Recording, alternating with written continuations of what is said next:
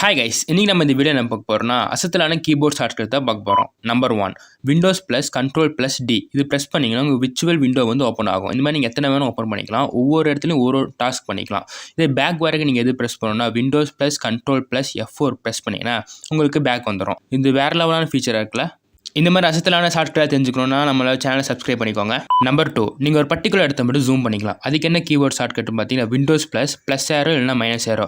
இது வந்து ப்ரெஸ் பண்ணும்போது வந்து விண்டோஸ் ப்ளஸ் பண்ணிட்டு மைனஸ் ஏரோ ப்ளஸ் பண்ணும்போது ஜூம் அவுட்டும், ப்ளஸ் ஏரோ ப்ளஸ் பண்ணும்போது ஜூம் இன்னும் ஆகும். இது மவுஸ் எங்கே இருக்கோ அங்கே அந்த இடத்துல ஜூம் அவுட்டும் ஆகும். நான் மவுஸ் எங்கே இருக்க மட்டும் பார்த்துக்கோங்க. நம்பர் 3 கீழே இருக்க இந்த ஐக்கான்ஸில் நம்பர் இருக்கா அசியூம் பண்ணிக்கோங்க. விண்டோஸ் ப்ளஸ் பண்ணி 1 ப்ரெஸ் பண்ணிங்கன்னா உங்களுக்கு திஸ் பிசி ஓப்பன் ஆயிரும். இந்த மாதிரி விண்டோஸ் ப்ளஸ் பண்ணி நீங்கள் எந்த நம்பர் ப்ரெஸ் பண்ணுறீங்களோ அதுக்கேற்ற மாதிரியான ஆப் வந்து உங்களுக்கு ஓப்பன் ஆயிரும். இது ரொம்ப ஈஸியான ஷார்ட்கட்டாக உங்களுக்கு இருக்கும் நான் நம்புறேன். இந்த ஷார்ட்கட்டில் பிடிச்சிருந்துச்சுன்னா லைக் பண்ணிடுங்க. நம்பர் 4 இது ரொம்ப யூஸ்ஃபுல்லான ஷார்ட்கட் நான் நினைக்கிறேன். இப்போ நீங்கள் ஏதாச்சும் ஃபோல்டர் கிரியேட் பண்ணிட்டீங்கன்னா என்ன ஆகும், டக்குன்னு ப்ரெஸ் பண்ணும்போது நியூ ஃபோல்டர் சொல்லி காமிச்சிக்கும். அது மாதிரி நம்ம கிளிக் பண்ணி மறுபடியும் ரீநேம் சொல்லி கொடுப்போம். அப்படி கொடுங்க அவசியம் கிடையாது.